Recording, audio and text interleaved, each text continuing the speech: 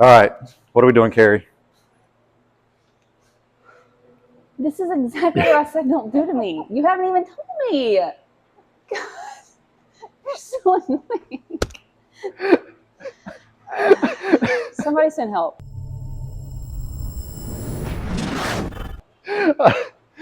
No, don't send help because this is way funnier. If I just start recording and don't give Carrie a little preview of what we're going to do. He doesn't tell me anything. He just opens the hood and says, what are we doing? Let's figure it out together. All right, what we are going to do is work on belts. We're going to get the belts and pulleys changed out. So that's what we're going to work on. Belts and pulleys. Yay. There's belt. There's some pulleys. All right, we're going to change out this pulley.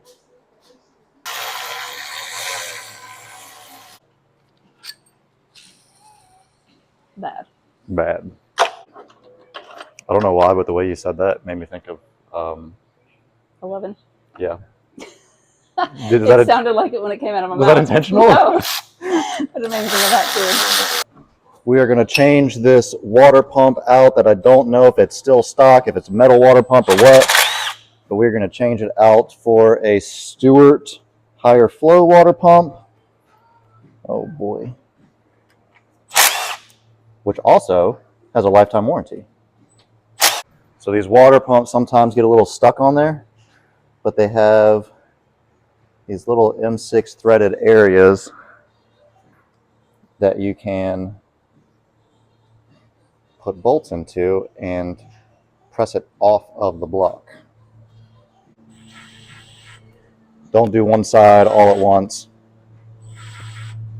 Just walk it off. Walk it off. What's that? That's coolant. Wow. Phil, oh my God.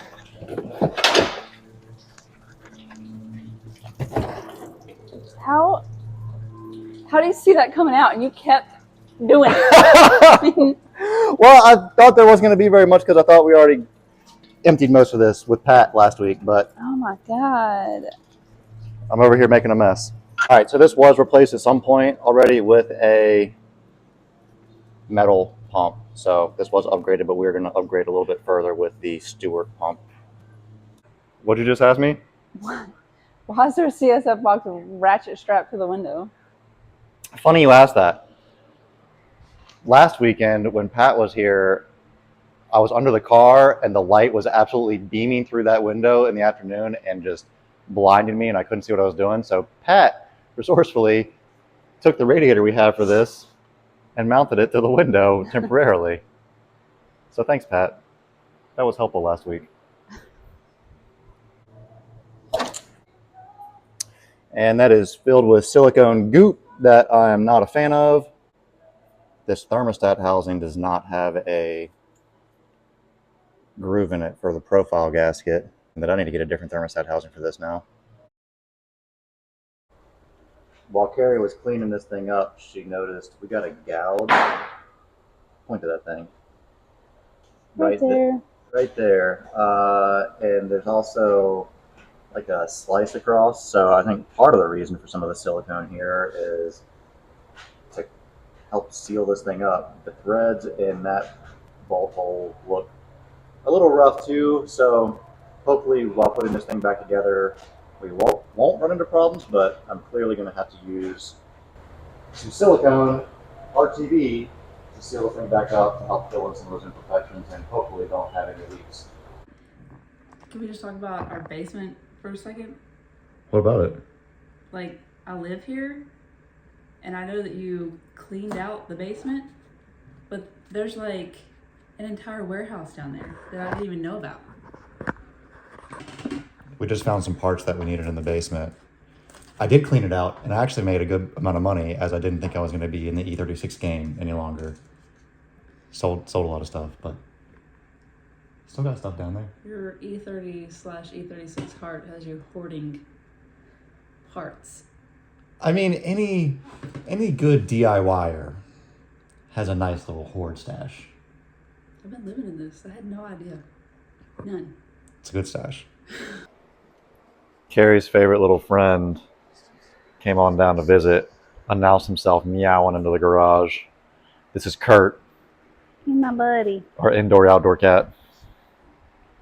All right, got a Stewart water pump. I'm going to put this thing in. This is a higher flow water pump than anything else on the market for these engines, so help improve the cooling performance a little bit. Dude, why, like, when you're thinking about something, can you not say words?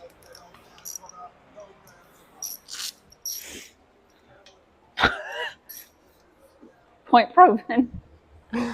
Maybe I'm just exaggerating the point. What? Maybe I'm just exaggerating the point. Carrie, I just don't use words very well. Also going to go ahead and change out this water pump pulley. The factory one is plastic. This thing can deteriorate, crack apart. Got this aluminum one that is going to be more robust. Yeah, a touch heavier, but is going to be a lot more reliable for pumping that water on that water pump. Thank you. And I did find a aluminum thermostat housing in the basement. You can see this one does not have a groove for this profile gasket. This one that I found in the basement actually does. So this will help keep it sealed up quite a bit better than the other one that would have required just a bunch of silicone. However, because of some of the imperfections in here, I still need to apply some silicone in some certain spots on the head. And putting a little bit lower degree thermostat in here, an 80 Celsius thermostat, so it opens up a little bit earlier and will provide a little bit of a cooling benefit for this engine. About to attack the engine mounts in this thing. Got our BimmerWorld Performance track engine mounts. These things are solid rubber, going to improve performance by reducing the driveline movement. They will increase vibration and harshness a little bit. What are you looking at? Oh! There's a mosquito. Sorry. I had a mosquito on me, apparently. Oh, there it is. Get out of here. Anyways, not going to surprise me if the engine mounts that we pull out of this thing are going to be split in two, or at least very much smushed and worn out, as they, I think they might be original to this thing, so going to be pretty worn out. Let's get cracking on getting the engine supported and then get these babies in. On to the other side. This is the old one, still in one piece. Still got to get the other side out. You can see it's starting to deteriorate a little bit, but it's really smushed. You can see that it's, maybe you can't see fully from the video, but this thing is definitely compressed a good bit versus this one. So yeah, these are typically hydraulic filled, and the fluid starts to leak out of them, compresses. So this thing definitely worn out. Excited to get these new BimmerWorld engine mounts in this thing. Engine mounts installed. Yeah, you can kind of see that. It's in there. I got a special delivery of some ball joints that are hopefully frozen. We got 2 more up in the freezer, but didn't want to bring them all down before they got too warm. Gonna get these going into the trailing arms for the upper and lower joints.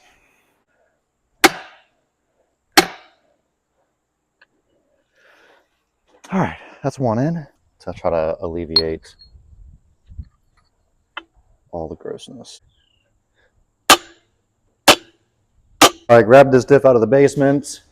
Now need to get the cover off, reseal it, and fill it with fluid and clean up whatever goop we have here.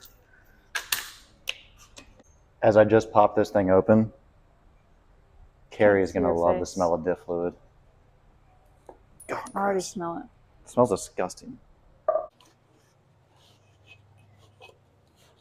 It smells like butt. So there are channels up in here at the bottom and top, and I want to fill this thing while on its nose so that I can help get that channel at the top filled up and help get the pinion bearing all lubricated so that we don't have any issues, as this thing has been sitting for a while. But I think it's probably seen better days, but for right now, this will get us through for this first weekend. Also need to change over, because this is from an M3, I need to change over the output flanges. These are output flange diameters for an E36 M3.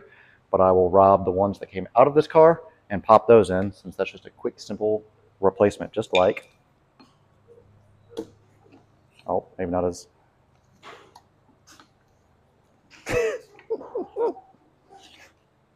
now I look like an idiot.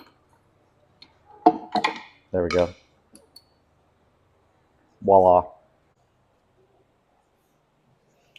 Product placement. Redline 75-110 is what's going in here. You don't want to put too much on here, as I've got it gooped up in some spots. You're just trying to get a skim of it around the whole thing. Is a skim the technical term? Skim is a technical term. Skim is what I just made. We're just skimming some RTV.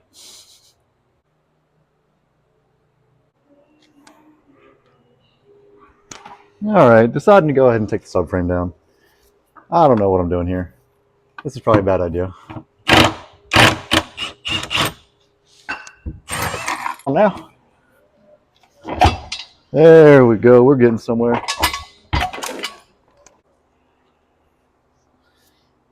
All right, that made a dusty mess down here, but now that I'm here, unfortunately, this means I need to weld up some reinforcements. Unfortunately, fortunately, whatever. I got to clean some of this crap up. It is gross. About to get a wire wheel out and get grime all over my face. Lego.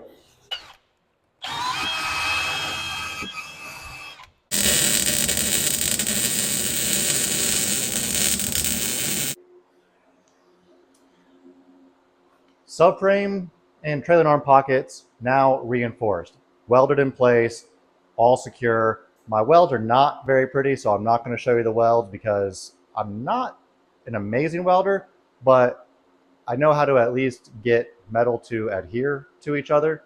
So anyways, like I said, not going to show you the welds, but everything is in place, secure. Next up, now I need to get the subframe prepped, get the bushings out and get the new PowerFlex bushings in there, and then get everything back up. This was a little bit more time consuming than I had hoped. Burned about a day getting through this phase of the project, but I couldn't resist going ahead and getting the subframe out.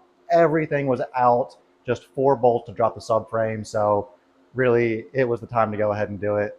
I could say I'm going to go ahead and do this again in the future, but I really don't want to pull all this stuff back out again. So I feel good now that it's done. I was cursing it during the process, but now that it's knocked out, feel really good. Just hope that I can still get everything else done in time, even though I just burned this day working on this. So time to hustle on getting the subframe prepped and back in place. Once again, I have a big old mess out here. I'm about to start messing with this subframe. Gonna see how I can get these subframe bushings out. Normally I take this thing up to work and burn them out with an acetylene torch.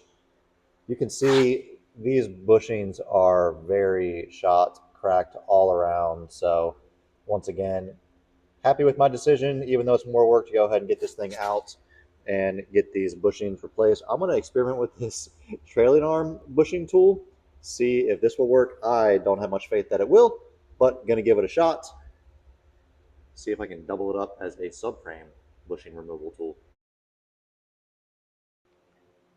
Shocker. That didn't work. On to the next attempt of a different way of doing this. Going to try this a different way with a torch that is not going to provide enough heat, but going to go ahead and see if I can do this either way, not holding my breath.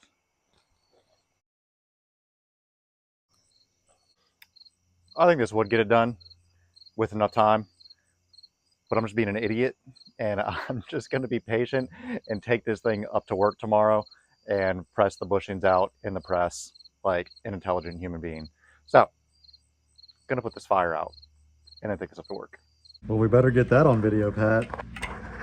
Maybe don't. Let me get video documentation of you breaking this tool. Dip bushing on the way out.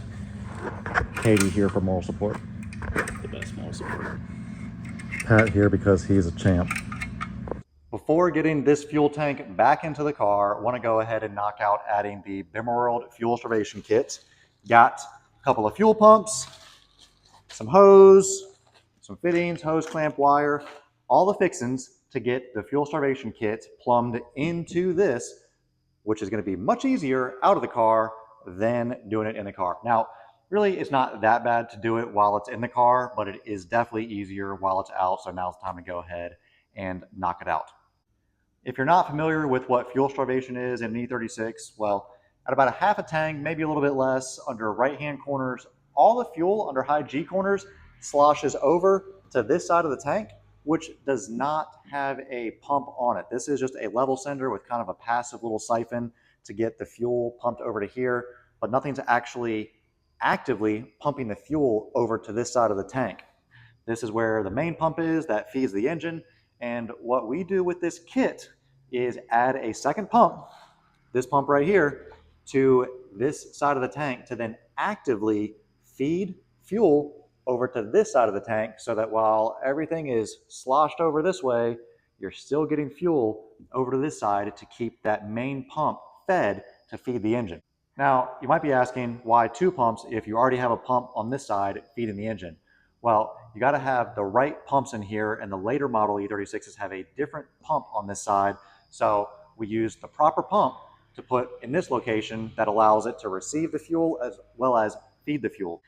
And even if you have the right pump over here already, well, chances are it's old, tired, worn out, and having a spare fuel pump in your spares bin when going to the track, not the worst thing in the world. So you get a fully fresh system, something goes out at some point, now you got a spare to go ahead and keep yourself on track during the weekend. Time to get installing this so that I can get this back in the car. All right, gonna disconnect these things. Get rid of that hose. Set that off to the side. Turn hose off to the side. Hit this with the old hammer and screwdriver method instead of the proper tool because that's how I roll.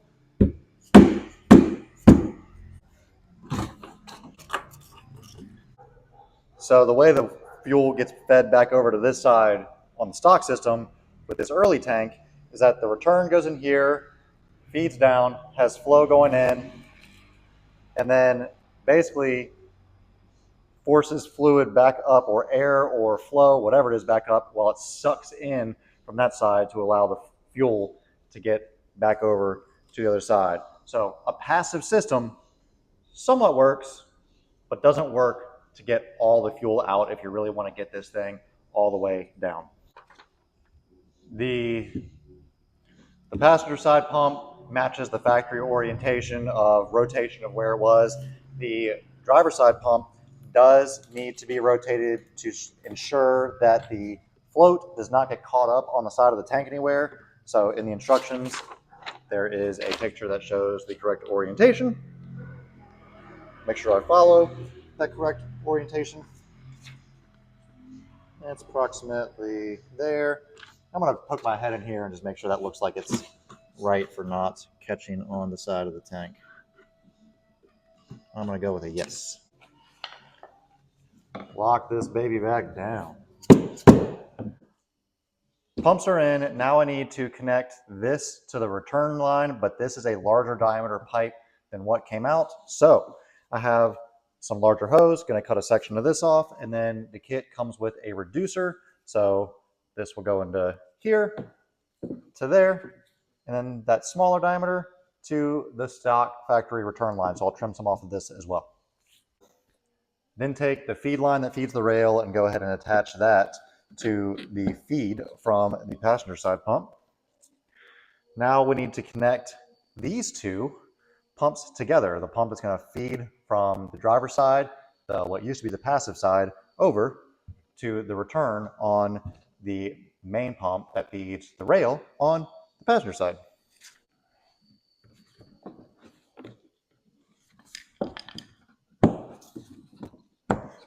And because this is out of the car, I can actually get it into these little clips to retain it properly, which is not normally the case. So to connect the two, this is actually an 8mm port on this side that feeds over and is going to go into a 12mm port on the return. So we need to increase the size from this hose to the 12 millimeter. So we have another one of those reducers or increasers, whatever you want to call it, that we're going to go from here to the pump. Now I'm going to go ahead and tighten all of these down and then move to the wiring.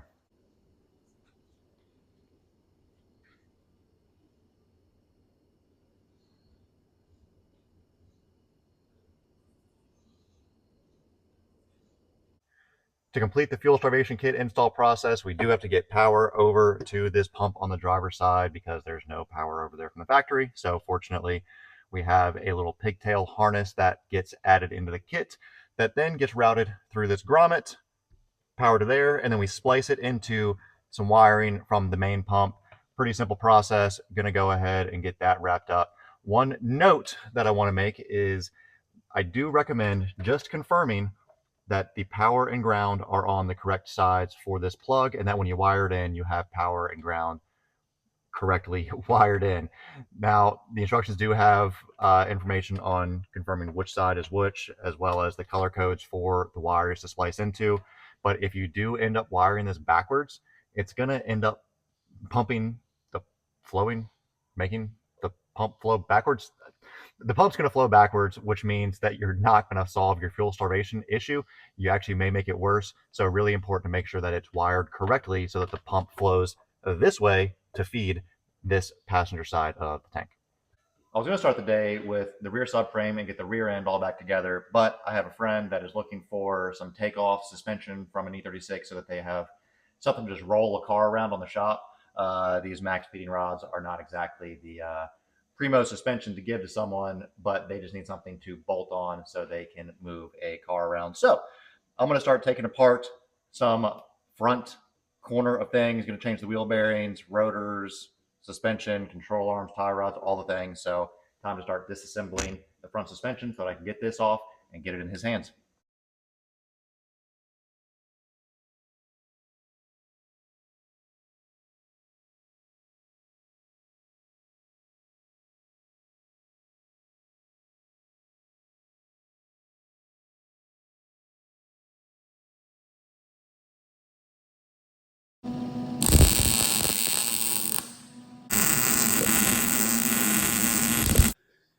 Now let's see if we can get the back of this thing wrapped up. Got the fuel tank in, subframe reinforcements are welded on, trailer arm pocket reinforcements are welded on, subframe has the Swaybar reinforcements welded on, and the subframe is prepped and ready for its new bushings. The old rubber bushings that really were fairly worn out are now pressed out. Diff bushings, the diff cover has its stock bushings pressed out. Now time to get PowerFlex bushings all around in all these locations, doing the Black Series PowerFlex bushings in here.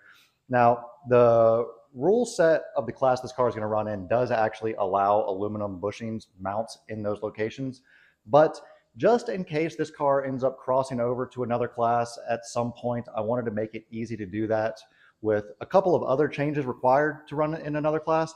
But changing out subframe bushings is not exactly a quick and easy process. So building in a little bit of flexibility for the class of where this thing may run by doing PowerFlex in this location.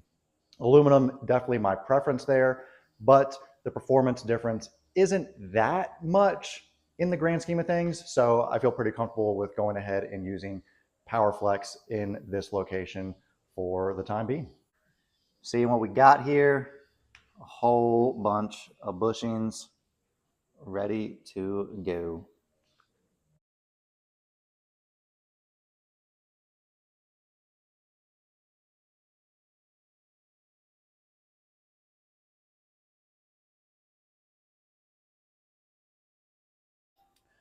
Bushings all in place, looking good. Time to get the subframe and diff and trailing arms, all this back end of the car back in the car.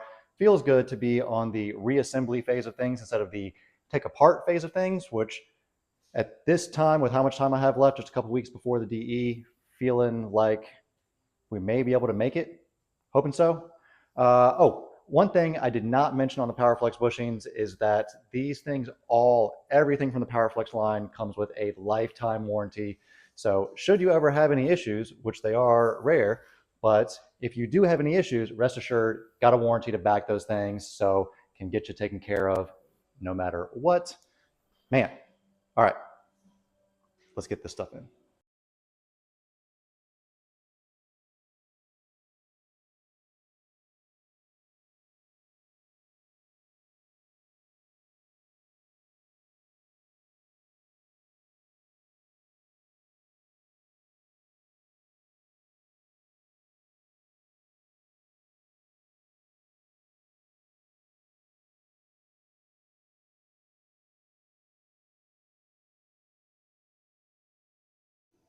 With a chunk of the rear end things in trailing arms, diff, subframe, still waiting on a couple of suspension pieces to arrive before I can wrap up the back. So still have some things to do for the automatic to manual transmission swap. Need to wrap up some things in the pedal area over yonder, and going to go ahead right now and work on getting the BimmerWorld race shifter in. If you're not familiar with the BimmerWorld race shifter, this is a chassis mounted short shift kit that mounts to the transmission tunnel, gets rid of the factory carrier, gives a really, really precise, engaging feel when trying to find gears in the transmission. You know, trying to find gears in the transmission. There are a lot of chassis mounted shifters out on the market, and a lot of them have these self-centering springs built into them. And really, what those springs are doing, they get rid of some play, which seems good. However, you are actually fighting against the detent springs in the transmission. This type of shifter allows you to still feel the detent springs, allow you to really find the gear that you're trying to navigate to, which when loaded up in a corner at whatever track you're on, it can really be important to know what gear am I trying to find versus what gear is that self-centering spring trying to get me into. You know, another thing about this shifter, got 3 different height adjustments so you can adjust the level of throw that you're looking for. But I'm going to get cracking on getting this in, then work on getting the pedals wrapped up. Then I think it's getting the drive shaft in and try to get some of this driveline stuff moving along. And just so you can see, got the BimmerWorld race shifter installed in place and got the pedals in. You can see these nice BimmerWorld pedals. I do have that accelerator pedal moved a little bit over to the left, close to that brake pedal, specifically for Carrie so that she can heel toe, have an easier time heel toeing. So this is looking good. Got the master cylinder up in there. Everything's routed. Just got to get the rest of the hydraulic system plumbed so that I can actually test this out. Decided to go ahead and work on refreshing some calipers. So I've got a caliper here, a front one that I've already replaced the seal in it, cleaned it all out, and went ahead and upgraded the rubber bushings to the brass brake guides. Got a front caliper here that still has the factory rubber bushings in it, and wanted to give a little bit of a visual of what these brass brake guides do as an upgrade for a track car. You know, right here you can see this thing flexes and twists around in here, and that's just from my hands moving this thing around. Imagine if there's 1,000 pounds of force pushing that caliper piston against this and really twisting it up. These brass ones, way less twist. Now, the big thing you're going to get from this is increased brake feel, but really a lot better pad wear, because when that caliper is twisting with these rubber bushings, that brake pad is going to be worn to the side. And sometimes people will say, well, yeah, I'll just do that. I'll let them wear out tapered and then I'll flip them and I'll get the full life out of them. This is really the better solution for getting the most life out of those pads and reducing that pad taper, and also getting better brake feel out of the system. There, we do also have a mid step of this, of some reinforced rubber bushings that would be a good option for the street track car. So street, totally recommend the rubber bushings. Street track are reinforced guides, and then track only, I really recommend these brass guide bushings. One other thing that I would like to point out while I'm in here, I have gone ahead and replaced the seal in this, but you'll notice I did not put a dust boot back on this caliper. Dust boots in track cars seem to disintegrate after sometimes one session, sometimes a weekend, but the heat that these calipers see, these dust boots just don't seem to hold up, so there's no point in putting it back on there.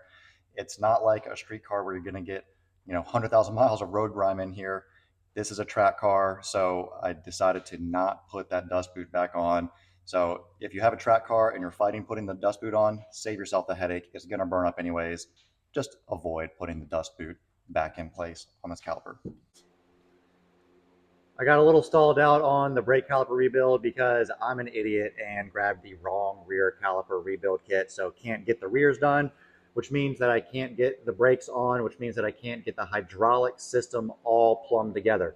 The reason I wanted to get the hydraulic system all plumbed in is so that I could then check and test to see if the pedal system, I did get the pedals all in with the new master cylinder, everything routed correctly there with the new lines. I wanted to get the slave cylinder bled and see if the whole pedal system operated as it should. But fortunately, I know exactly where I can get that proper rear caliper rebuild kit, so I'll grab that from work this week. I'm going to go ahead and move on to getting some other driveline things hooked up. Got a brand new drive shaft right here that we're going to get in. Got a Mila flex disc, a nice little kit that actually includes all fresh hardware. It's recommended to replace the hardware when doing a flex disc, so got this stuff. Gonna work on getting this in and really starting to see the light at the end of the tunnel. So gonna keep trucking away and check things off one at a time. Turns out I'm a hot mess and I don't have the gasket for the rear CV joint to the drive shaft, so the drive shaft is not going in. So another thing to add to my list that I will get from work this week, which means I'm going to go ahead and move to wrapping up a few of the front end things. We got a lot of the front end stuff taken care of earlier in this video, but going to go ahead and finish up some things. Doing an oil change. Shocker, my oil of choice is Redline here. Putting Redline 1550 in this thing, as that has for years seemed to be like the right mix for this car, these M50 based engines, especially with these hydraulic lifters. You do something lighter, sometimes those lifters make a little bit of noise. If you have just replaced the lifters and just have a fresh engine, maybe a 40 weight or 1040 is okay, but 1550 is what I'm running in this tired, a little bit unknown engine, as I haven't actually stressed this engine out. So Carrie is going to put this thing to the test here real soon. Once oil change is wrapped up, I'm going to go ahead and work on getting the radiator back in and work on getting our electric fan conversion kit in place. And we'll run through a few of the details of that just a second. Time to hit this electric fan conversion kit. Going to go ahead and get rid of that mechanical fan clutch system with the plastic fan blades. Now, this system actually isn't necessarily a cooling game. That fan clutch, the mechanical fan clutch system, does cool the car fairly well. The issue comes from a reliability standpoint. This electric system, much more reliable than the mechanical system, because that mechanical system, man, when those plastic blades fail and break apart, it can take out all kinds of stuff. Talking radiator, expansion tank, radiator lines, even the hood.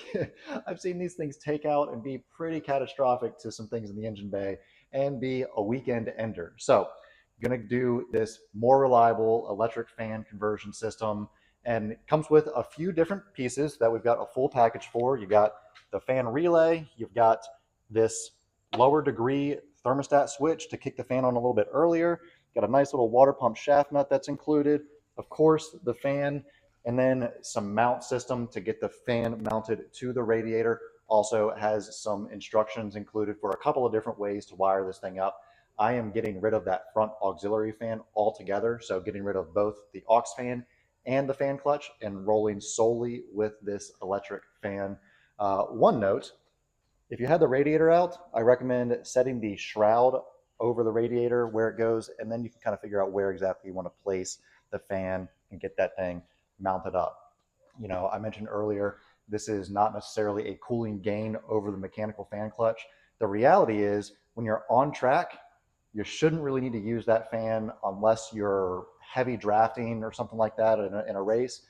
It's really just used for around grid in the paddock, parking lot, stop and go traffic situations. So if you're finding you've got to use the fan while on track to keep your car cool, well, I hate to say it, but you may have some other issues underlying that it is masking, and something's going to creep up on you. Anyways, I'm going to go ahead and get this thing wired up, get the fan mounted to the radiator, and get this radiator installed.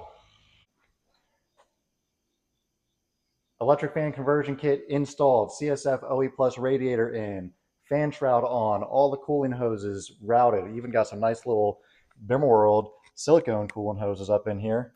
Got fresh expansion tank, got a nice little brass bleed screw, got the fan wiring all routed over here, got the fan relay mounted right here. intakes back on. Really, the whole front end of this thing is feeling pretty well back together. So I think that we can pretty much wrap up the top area of this. Still got quite a bit to do, got some hydraulics to figure out and confirm everything works with the pedals and everything. But as mentioned before, got to get the brake system installed before we can do that. And I need a couple pieces for that. Got a few pieces I've got to get from work this week to get moving forward on this thing. Still waiting on the dampers and springs to arrive to really wrap this thing up. But man, feeling really good about where we're at. I'm really confident that Carrie's going to be able to have herself a nice little fun track car in just a few weeks at VIR. So hopefully everything comes together. Hopefully no parts delays and we can get this thing done. Tell you what though, I'm beat. So that's going to call it for this round of things, but going to keep trucking along on this thing throughout the week as parts come in and hopefully get that suspension here soon and get this baby wrapped up. Stay tuned as we hustle to get this thing wrapped up for that VIR DE coming up soon. Best way to do that, subscribe to the channel, hit that like button, leave a comment, let us know what you think of this project and how it's coming together. You ready to go? Should be an awesome race weekend. We are ready to kill it this year. It's good. It's going to be a wild ride.